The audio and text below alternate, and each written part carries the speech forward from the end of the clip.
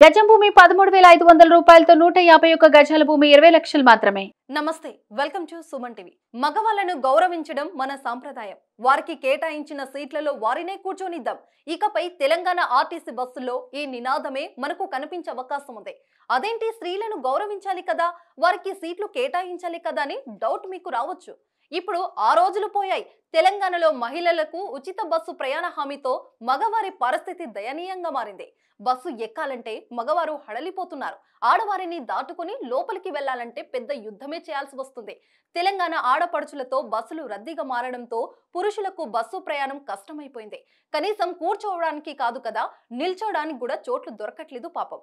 దీంతో ప్రతి బస్సులో కొన్ని సీట్లను మగవారికి కేటాయించాలని ఆర్టీసీ భావిస్తోంది.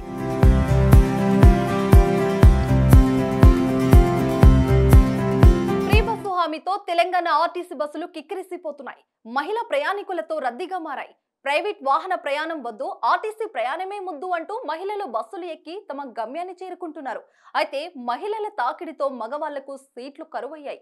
నిలబడి దూరం ప్రయాణం చేయలేక కొందరు పురుషులు ప్రైవేట్ వాహనాలను ఆశ్రయిస్తున్నారు. ఆర్టీసీ బస్సుల్లో సీట్లు దొరక్కపోవడంతో పురుషుల నుంచి తీవ్ర విమర్శలు వస్తున్నాయి. మేము ఎలా ప్రయాణించాలంటే పలువురు సోషల్ మీడియా వేదికగా కూడా ఆవేదనను వ్యక్తం చేస్తున్నారు. ఈ క్రమంలోనే మగవారి కష్టాన్ని గుర్తించిన ఆర్టీసీ 15% సీట్లు పురుషులకు కేటాయించాలని ఆలోచన చేస్తుంది. ప్రతి బస్సులో మొత్తం 55 సీట్లలో 20 సీట్లు రిజర్వ్ చేయాలని అధికారులు పరిశీలిస్తున్నారు. పురుషులకు సీట్ల కేటాయింపుపై అన్ని డిపోల నుంచి వివరాలు పంపాలని ఆదేశాలు జారీ అయ్యాయి. ప్రధానంగా డిపో మేనేజర్ల అభిప్రాయాలు తెలుసుకోనున్నారు.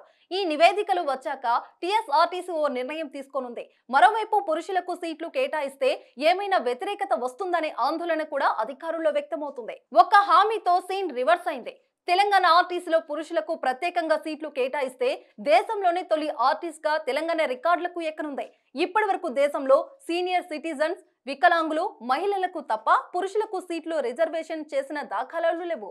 ఒకప్పుడు మహిళలకు కేటాయించినట్టుగానే ఇప్పుడు పురుషులకు బస్సులో సీట్లు కేటాయింపు అంశం చర్చనీయాంశంగా మారింది.